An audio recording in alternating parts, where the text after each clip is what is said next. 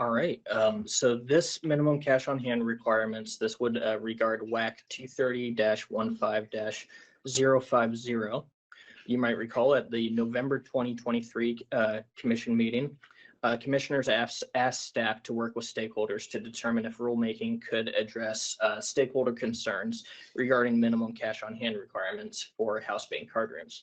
At the time, we heard from a petitioner who expressed concerns mostly revolving around safety for card rooms having a large amount of cash on hand, both due to the threat of the card room itself being victim of a robbery and due to the threat of a patron winning a large prize and then leaving the card room with a large amount of cash. The current rules require house bank card game licensees to have sufficient cash on hand to redeem all chips issued for play and pay out all prizes. These rules require $1,000 for each house banked table on the gaming floor, plus the amount of the largest single prizes available. However, these rules exclude progressive jackpots, player-supported jackpots, and house jackpots.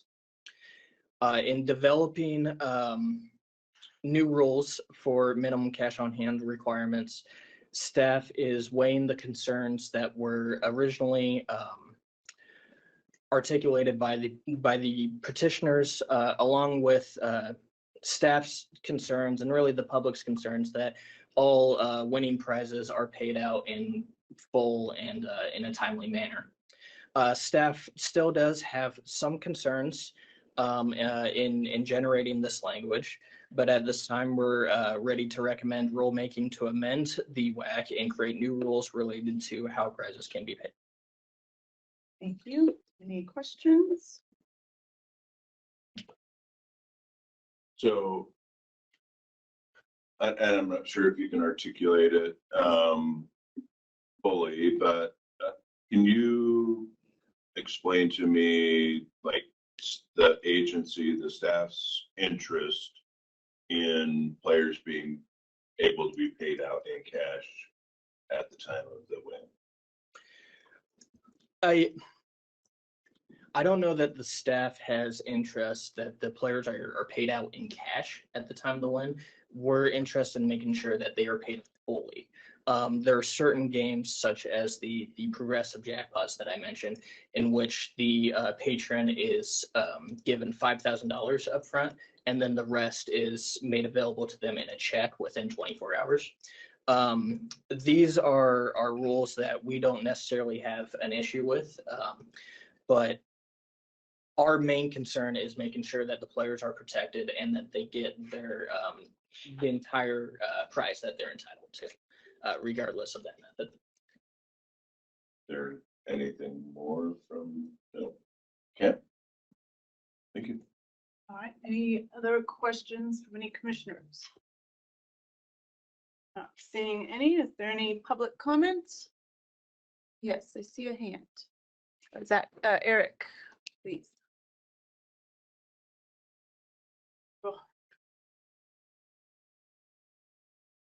We can't hear you, Eric.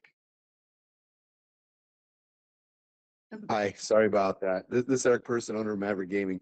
I appreciate the moment in public comments. I just wanted to comment on the what's up in front of you currently, and I would just say two things. Like there's two things that are really important to Maverick. One is consumer confidence. People have to believe that and know that if they win something, they're going to get paid.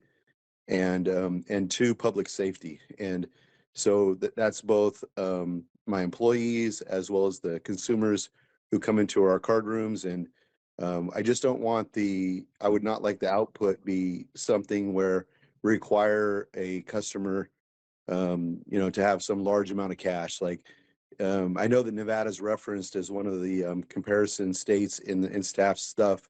And in that state, for example, we're able to use like a line of credit or cash in our bank accounts as part of the cash on hand.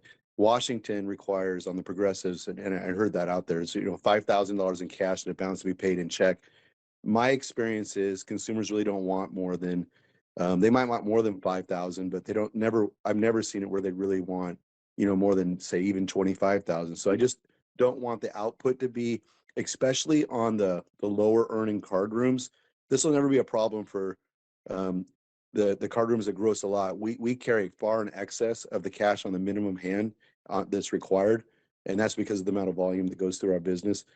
This impacts potentially the lower earning, lower producing card rooms. If they were to have to freeze up a bunch of cash in the building that they couldn't use for other uses because they could no longer pay with the check, it would probably harm them. I don't own most of the lower earning card rooms. I do own some, but my concerns are really about public safety, and I don't want an unintended consequence being that, you know, we're required to carry a bunch more cash in our building that just puts everybody at risk to a greater extent. It's no secret there's been a lot of robberies, both in card rooms and tribal throughout our state over the last year and a half, and we don't feel like that's really going away. So I'm all in support of making sure that consumers always get paid, and that's so important that they have to have that confidence.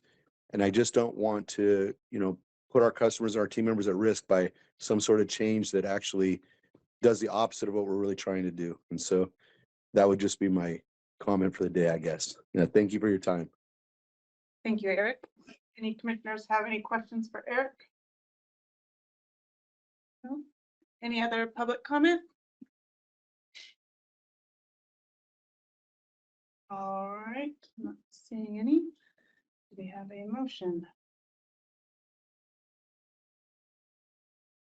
Madam Chair, I move to initiate rulemaking proceedings for further discussion.